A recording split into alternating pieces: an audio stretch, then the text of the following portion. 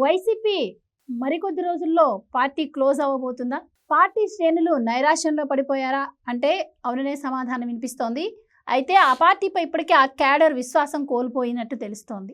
ఇక ముఖ్యంగా ఆ పార్టీ నుంచి సీనియర్ నాయకులు ఎప్పటినుంచో ఆ పార్టీని అంటిపెట్టుకున్నటువంటి వాళ్ళు కూడా పార్టీని వైదొలిగి వేరే పార్టీల్లో చేరడం చూస్తూ ఉన్నాం. ఇదిలా ఉంటే మరి జగన్మోహన్ రెడ్డి హయాంలో ఆయనకు అండగా నిలిచి అప్పట్లో ప్రతిపక్షాల మీద రెచ్చిపోయినటువంటి వాళ్ళేమో ఇప్పుడు హాస్పిటల్ పాలవుతున్నటువంటి పరిస్థితి. మరికొందరు చూస్తున్నట్టయితే మరి జైళ్లకు వరుస కడుతూ ఉన్నారు. మరి ఈ నేపథ్యంలో అసలు వైసీపీ పరిస్థితి ఏంటి, మరి జగన్మోహన్ రెడ్డి ఫ్యూచర్ ఏంటి అని కూడా ఆంధ్రప్రదేశ్ ప్రజలందరూ కూడా చర్చించుకుంటున్నటువంటి పరిస్థితి. సో ఓవరాల్గా వైసీపీ పార్టీ గురించి, మరి ఆ పార్టీ ఇంకెంతకాలం మనుగడ సాగించే అవకాశం ఉంది, మరి జగన్మోహన్ రెడ్డి తదుపరి స్టెప్ ఏ విధంగా ఉండబోతుంది, ఇలాంటి విషయాలన్నీ తెలుసుకుందాం. స్టూడియోలో ఉన్నారు ప్రముఖ ఆర్థిక సామాజిక రాజకీయ విశ్లేషకులు మధుసూదన్ రెడ్డి గారు. నమస్కారం అండి. మధుసూదన్ రెడ్డి గారు, ఆంధ్రప్రదేశ్లో వైసీపీ పరిస్థితి చూస్తుంటే నిజంగా జాలేస్తుందనే చెప్పొచ్చు. అంటే చాలా పార్టీలు అధికారంలోకి రావడం, అధికారాన్ని కోల్పోవడం మనం చూస్తూ ఉంటాం. కానీ అసలు వైసీపీకి అంత పెద్ద మెజారిటీ ఇచ్చి ఇప్పుడు ఇంత తక్కువ స్థానాలకి పరిమితం చేయడం ఒక ఎత్తు అయితే, ఆ పార్టీ నుంచి స్వయాన అధ్యక్షుడినే విమర్శిస్తూ ఆ పార్టీ నుంచి ఆయన క్లోజ్ అనుకున్న వాళ్ళే వెళ్ళిపోతూ ఉన్నారు. సో ఎలా చూడొచ్చు అంటారు? జగన్మోహన్ రెడ్డి గారి బిహేవియరే దీని అంతటికీ కారణం అంటారా? మీ ఉద్దేశం ఏంటి? నేను చెప్పేది క్లియర్గా చెప్తాను. యువజన శ్రామిక రైతు పార్టీ రాష్ట్రం కోసం, దేశం కోసం పుట్టిన పార్టీ కాదు అది. ఆ పార్టీ పుట్టింది ఏంటంటే కేవలం అవినీతి కేసుల నుంచి, దోచిన పాపిస్ట్ డబ్బు నుంచి, ప్రజల్ని వంచి రాజకీయ అధికారాన్ని, రాజ్య తంత్రాన్ని అడ్డం పెట్టుకొని వేల కోట్లు దోచేసినటువంటి ఒక్కడి స్వార్థం కోసం పుట్టిన పార్టీ. అంతే తప్ప రాష్ట్ర అభివృద్ధి కోసం, ప్రజల సంక్షేమం కోసం, దేశాభివృద్ధి కోసం పుట్టిన పార్టీ కాదు. అది వ్యక్తిగత స్వార్థం కోసం పుట్టిన పార్టీ. అందువల్ల ఆ పార్టీ మనుగడ ఉంటుంది అనుకోవటం అంటే అది పొరపాటే. నేననేది ఏంటంటే, అజ్ఞానం ఎక్కువైతే సాష్టాంగ నమస్కారం చేసిందంట. అజ్ఞానం ఎక్కువైతే సాష్టాంగ నమస్కారం చేసిందంట. ఈ పదాన్ని నేను ఎందుకు ప్రయోగించినానంటే, ఒక ఆర్థిక ఉగ్రవాదికి, ఒక దేశ ద్రోహికి నాయకుడిగా జేజేలు పలకటం అంటే, వంగి దండాలు పెట్టడం అంటే అది ఒక సిగ్గుచేటు, ఆత్మ వంచన. దేశాన్ని మోసం చేయటంలో వాడిని మోసం చేసుకోవటం. అందువల్ల ఏంటంటే, ఒకవైపు మతాన్ని అడ్డం పెట్టుకొని, మరోవైపు కులాన్ని అడ్డం పెట్టుకొని, మతాన్ని కులాన్ని మర్చిపోతున్న ఈ తరుణంలో మతాన్ని అడ్డం పెట్టుకొని మతస్థులను మోసం చేయటం, కులాన్ని అడ్డం పెట్టుకొని కులహీనుడిగా మిగిలిపోవటం, అట్లా విభిన్న స్వరాలతోటే ఉన్నటువంటి ఆ పార్టీని, అసలు ఆ పార్టీ నా బోటోడు పార్టీ అనకూడదు, దాన్ని సైకోలు తయారు చేసే ఫ్యాక్టరీ అంట. నేను ఫ్యాక్టరీ అన్నది సైకోల్ని, దోపిడీదారుల్ని, బందిపోట్లని తయారు చేసే ఫ్యాక్టరీ అది. అది పార్టీ అంటాం కంటే దాన్ని సైకోల్ మ్యానుఫ్యాక్చరింగ్ ఫ్యాక్టరీ అంటాం మేలన్నమాట. అందువల్ల ప్రజల సొమ్ము కోసమే పుట్టిన అటువంటి పార్టీ అది. ఒక రకంగా చెప్పాలంటే ఆ పార్టీ బతికేదే ప్రజల సొమ్ము మీద. ఆ పార్టీ, ఆ కుటుంబం బతికేదే ప్రజలను అడ్డం పెట్టుకొని బతుకుతుంటుంది. కష్టపడి బతకరన్నమాట. ప్రజలను అడ్డం పెట్టుకొని, రాజకీయాన్ని అడ్డం పెట్టుకొని, అటు దేశ సంపదను, ఇటు ప్రజల సంపదను లూటీ చేసేటటువంటి లఫుట్ పార్టీ అది. ఆ పార్టీలో ఉండటం కంటే అడక్క తినటం మేలు 10 ఊళ్ళు తిరిగి. అందువల్ల ఏంటంటే అది పార్టీ కాదు, అది ప్రజాస్వామ్యబద్ధమైనటువంటి పార్టీ కానే కాదు, ఒకటి స్వార్థం కోసం పుట్టిన పార్టీ. ఆ స్వార్థపరుడు దగ్గరికి చేరినటువంటి కొంతమంది ఈరోజు ఏమైపోతున్నారు అందరికీ తెలుసు. కొంతమంది తట్టాబుట్టా సర్దుకొని గోపిల్లాగా, గోపి అంటే గోడ మీద పిల్లిలాగా జలాయన్ అవుతారు పక్క పార్టీలోకి. ఆ తర్వాత కొంతమంది ఏమో వద్దురా బాబు నీతో స్నేహం మంచిది కాదని కొంతమంది మెల్లమెల్లగా తప్పుకుంటున్నారు. మరి కొంతమంది ఏమో దొంగచాటుగా ఏంటంటే వాడి దగ్గరే పడిచేస్తున్నారు. కాబట్టి వాళ్ళకి ఏంటంటే నిండా మునిగితే చలే లేదు, ఇంకా మంచి వచ్చాడు, మనం అవినీతి రొచ్చులు ఇరుక్కోబోయాను, ఏదైతే అది అవద్దే వాడితోనే ఉందామని అటువంటి బ్యాచ్ మాత్రం ఉన్నారనమాట. నిండా మునిగితే చలే లేదు అనుకున్న బ్యాచ్ మాత్రం వాడుతూ ఉన్నారనమాట. అందువల్ల ఎప్పుడు కూడా మంచోడితో ఉండాలి, కానీ కష్టాలు వచ్చినా నష్టాలు వచ్చినా మంచి వైపు నిలబడాలి, కానీ దొంగల వైపు నిలబడితే వాళ్ళకి ఎట్నే సడన్లీగా హార్ట్ అటాకులు వస్తుంటాయి, చేతులు ఎరుగుతుంటాయి, కాళ్ళు ఎరుగుతుంటాయి, దేశం వదిలిపెట్టి పారిపోవాల్సి వస్తుంటుంది, ఒకసారి రెడ్ కార్నర్ నోటీసులు వస్తుంటాయి. అప్పుడు భయంగా నిత్యం భయంగా బతుకుతూ ఉంటారు అనమాట.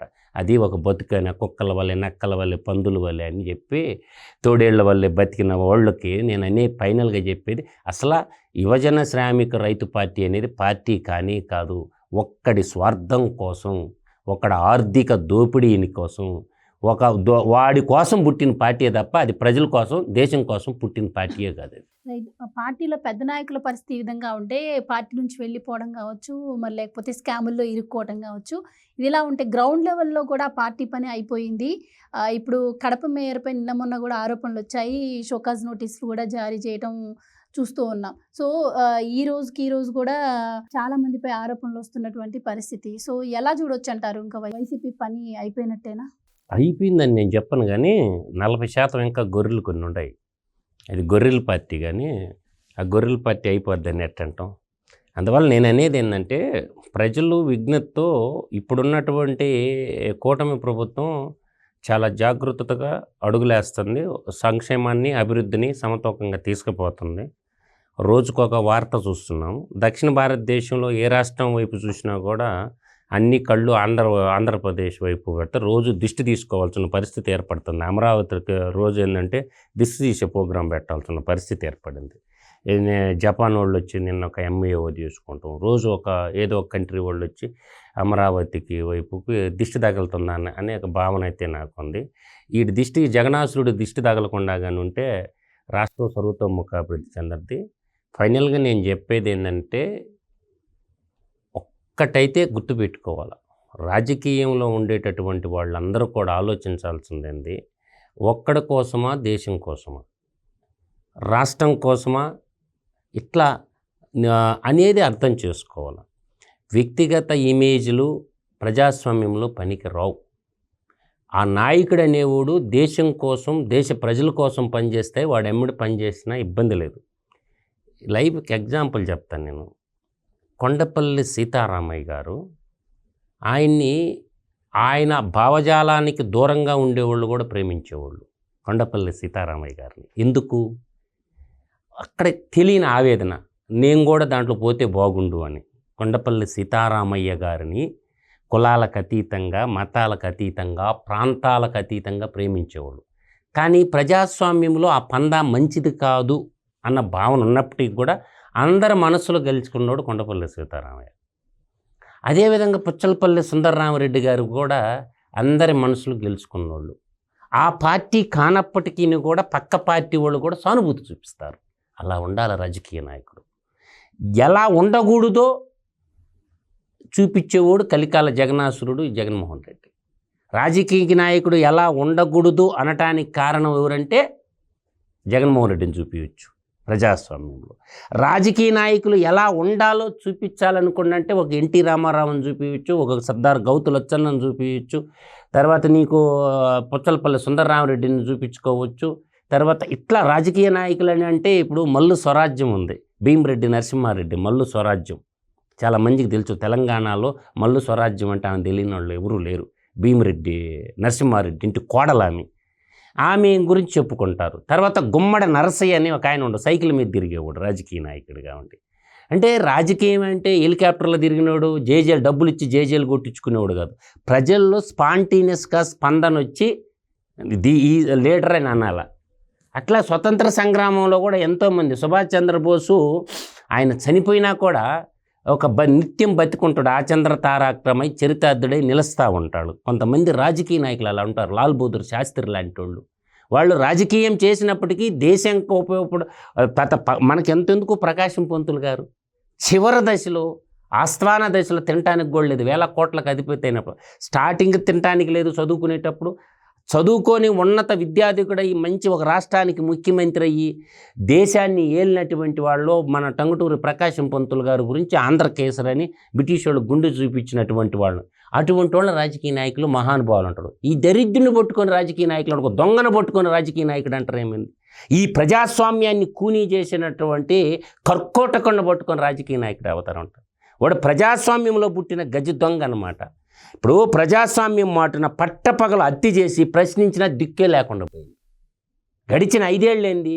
ప్రజాస్వామ్యం మాటున పట్టపగలు హత్యలు చేస్తే ప్రశ్నించే దిక్కే లేదు గతించిన 5 ఏళ్లలో. కాబట్టి ఇవన్నీ చీడ పేడ వదిలిచ్చేసుకున్నారు. కాబట్టి వాడిది ఒక పొలిటికల్ పార్టీ కాదు, వాడిది కన్వర్షన్, కరప్షన్, కంటామినేటెడ్ కల్తీ పార్టీ. అది ఆ మాత్రం నేను చెప్పగలను. ఒకవైపు P4 అంటుంటే వాడిని C4 అనొచ్చు. C4 కన్వర్షన్, కరప్షన్, కంటామినేటెడ్ కల్తీ పార్టీ అనమాట. ఆ కల్తీ పార్టీలో ఉండేవాళ్ళు ఇంకెంతమంది దేశోద్ధారకులు అనుకోవాలన్నమాట. ఒకసారి ఆలోచించుకోమని చెప్తుండ. విజ్ఞతతో ఆలోచించండి. కులాన్ని పక్కన పెట్టండి, మతాన్ని పక్కన పెట్టండి, దేశం వైపు చూడండి. దేశ భాషలందు తెలుగు లెస్స అన్నారు పెద్దలు శ్రీకృష్ణ దేవరాయలు గారు. దేశ భాషలందు తెలుగు లెస్స అని. అటువంటి దేశ భాషను కూడా చెదులు పెట్టించినటువంటి వాడు, భాషకి చెదులు పెట్టించినటువంటి వాడు, మాతృభాష అమ్మ భాషని ఎలా ప్రయోగించాలో అలా ప్రయోగించినటువంటి వాడు. ఒక బూతుల ఫ్యాక్టరీగా, బూతుల పార్టీగా, ఒక సైకో ఫ్యాక్టరీగా, సైకో పార్టీగా మిగిలిపోయింది కదా. అందువల్ల ఏంటంటే రాజకీయాల్లో ఉండేటటువంటి వ్యక్తులు ఆలోచించుకోవాల్సింది ఒక్కటే. జాతిలో మంచి నాయకులు ఉన్నారు, చెడు నాయకులు ఉన్నారు. రామాయణంలో రాముడు ఉన్నాడు, రావణ బ్రహ్మ ఉన్నాడు. మహాభారతం పుస్తకాలు తీసి చదువుకుంటే కౌరవుల చరిత్ర, పాండవుల చరిత్ర మనకు మధ్యలో అర్థమవుద్ది. ద్రౌపది చరిత్ర కూడా చదువుకోండి. అందువల్ల ఏంటంటే మంచి చెడులు అనే గ్రహించుకొని ఏ నాయకుడికి జై కొడుతున్నారు అనేది తెలుసుకోవాలి. కాబట్టి ఎదవల పక్షాన చేరితే ఎదవ బుద్ధులు వస్తాయి. కాబట్టి నేనంటే జాగృతితో ఉండండి. అది రాష్ట్రానికి, దేశానికి ప్రమాదకరమైనటువంటి పార్టీ యువజన శ్రామిక రైతు పార్టీ. అది సైకోలను సృష్టించే పార్టీ. అది దేశానికి, ప్రపంచానికి కూడా మంచిది కాదని చెప్పగలను. ఆ పార్టీ ఉండేది లేదు, చచ్చేది లేదు. వాడితో అంతమించిపోద్ది ఆ పార్టీ. వాడు ఎప్పుడు పోతాడో ఆ పార్టీ అప్పుడు వెళ్ళిపోద్ది బంగాళాఖాతంలో. ఇప్పుడు పరిస్థితి ఎలా ఉన్నా కూడా ఈ లిక్కర్ స్కామ్ విషయంలో జగన్మోహన్ రెడ్డి గారే ఆత్మరక్షణలో పడిపోయినట్టు కనిపిస్తోంది. మరి రేపో మాపో ఇది కేంద్రం వదిలేలాగా లేదు కాబట్టి అరెస్ట్ జరిగితే అసలు పార్టీని ఎవరు నడిపిస్తారు? పార్టీ పరిస్థితి ఏంటి? అసలు ఆ పార్టీ ఉండదమ్మా. ఆ పార్టీ ఉండదని నేను మొట్టమొదటి చెప్పిన. అది చిత్తకార్తిలో పుట్టద్ది, పుట్టగొడుగులు పుడతాయి అన్నమాట. చిత్తా స్వాతి కార్తీలో పుట్టగొడుగులు పుడతాయి వర్షాకాలంలో. అది కుక్క పుట్టగొడుగు అని ఒకటి ఉంటుంది అన్నమాట. నల్లంగా ఉండి అప్పటికప్పుడు కుమిలిపోద్ది అన్నమాట. అది పుట్టగొడుగు లాంటి పార్టీ. ఎప్పుడు కుప్పగొలొద్దో కూడా ఎవడికి తెలియదు. అందువల్ల ఏంటంటే కుల ప్రాతిపదికన, మత ప్రాతిపదికన రాజకీయం చేయాలంటే కుదరదు. అందరినీ సమదృష్టితో, సమతాభావంతో ప్రేమించినప్పుడే మనం రాజకీయం చేయగలం.